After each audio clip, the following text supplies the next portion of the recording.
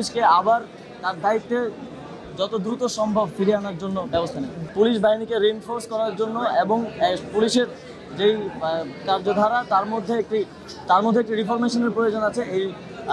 সেই জায়গায় আমরা কাজ করব। জনগণ ঠিক যেভাবে স্বৈরাচারী সরকারকে হটানোর জন্য আমাদেরকে সহযোগিতা করেছেন, এই চ্যালেঞ্জ মোকাবেলা করে এই সরকারকে সফলভাবে তার প্রতিজ্ঞাগুলো পূরণ করতেও সহযোগিতা করবেন।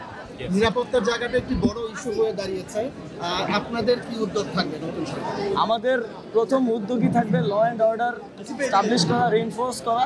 এর মাধ্যমে জনগণকে একটি স্বস্তির জীবন উপহার দেওয়ার জন্য আমরা সর্বপ্রথম উদ্যোগ নিই।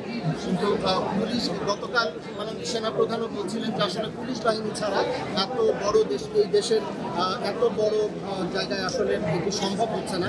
আপনারা কি মনে করছেন যে আপনাদের আহ্বান কি থাকবে? আমাদের নতুন আইজিপি নিয়োগ হয়েছে, আপনারা জানেন।